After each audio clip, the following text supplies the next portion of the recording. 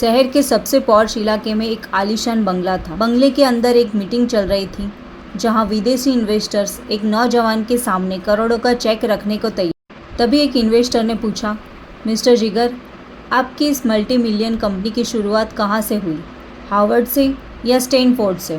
जिगर मुस्कुराया और अपनी मेज पर रखी एक पुरानी और घिसी हुई प्लास्टिक की बोतल की तरफ इशारा करते हुए बोला, इसकी शुरुआत एक बदबूदार कचरे के ढेर और एक तमाचे से हुई। पूरे कमरे में सन्नाटा छा गया। जिगर अतीत की यादों में खो गया। आज से 7 साल पहले जिगर एक साधारण लड़का था। इंजीनियरिंग की डिग्री हाथ में थी, लेकिन जेब खाली। उसने 15 इंटरव्यू दिए और 15 बार रिजेक्ट हुआ। एक दोपहर जिगर अपनी पुरानी साइकिल से घर लौट रहा था। उसने सड़क किनारे एक जूस की दुकान पर देखा कि दुकानदार हजारों प्लास्टिक की स्ट्रॉ और बोतलें सड़क पर फेंक रहा है। जिगर ने टोक दिया, भाई इसे डस्टबिन में डालो, गंदगी फैल रही है। दुकानदार ने उसे ऊपर से नीचे तक देखा और तंज कसा। बड़ा आया कलेक्टर, नौकरी मिली नहीं, अब सड़क साफ करेगा? जा भाई अपना काम कर, ये कचरा ही तेरी औकात है। यह बात जिगर के दिल में चुभ गई। उस रात वो सोया नहीं।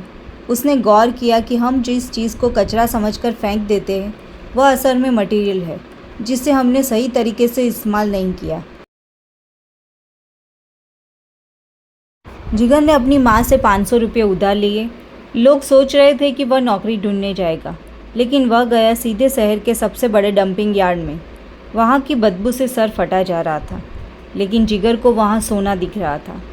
उसने वहाँ से कुछ चुनिंदा बेकार टायर, पीवीसी पाइप और ख़राब हो चुकी इलेक्ट्रॉनिक्स चिप्स खरीदी। घर के पीछे उसने अपनी एक लैब बना ली। मोहल्ले वाले हंसते थे, देखो इंजीनियर बेटा अब कबाड़ी बन गया। जिगर ने उन टायर को काट कर उन्हें प्रोसेस किया और एक केमिकल ट्रीटमेंट के ज़रिए उन्हें हाई एंड फर्नीचर के सोफ़ों में तब्दील कर दिया। जो इलेक्ट्रॉनिक्स कचरा था उससे उसने एक ऐसी मॉडर्न इंडस्ट्रियल लाइट बनाई जो कैफ़े और ऑफिसों में हज़ारों में बिकती है। जिगर ने अपना पहला सोफ़ा और मदरबोर्ड लैम्प एक प्रदर्शनी में लगाया। लोग उसे देख तो रहे थे, लेकिन खरीद नहीं रहे थे। तभी वहाँ एक मशहूर इंटीरियर डिज़ाइनर पहुँची। उसने जब इन प्रोडक्ट्स को करीब से देखा तो वो दंग रह गई। उसने जिगर से पूछा, इसका मटेरियल क्या है? जिगर ने निडर होकर कहा, मैम ये वो है जिसे आप कल सड़क पर फेंक चुके थे। डिज़ाइनर ने उसकी कलाकारी को अप्रिशिएट किया और उसे अपने नए प्रोजेक्ट के लिए कॉन्ट्रैक्ट दे दिया। जिगर को पहला चेक मिला, 2 लाख का। जिगर को समझ आ गया था कि भारत में कचरे की कमी नहीं है, बस उसे एक ब्रांड बनाने की कमी है।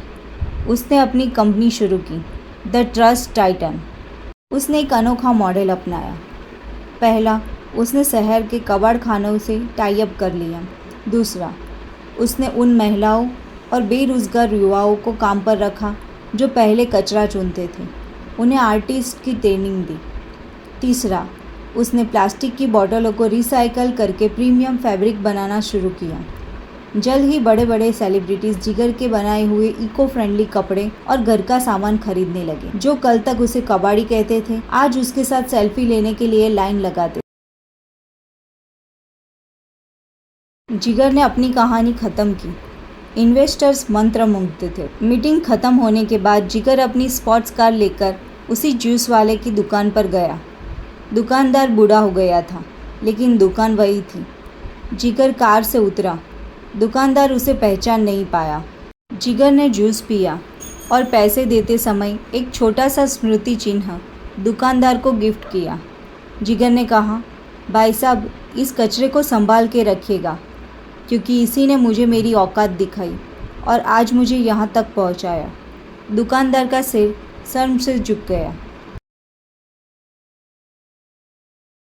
दोस्तों, दुनिया में कोई भी चीज़ बेकार नहीं होती। कमी उस चीज़ में नहीं, बल्कि आपकी नज़र में होती है।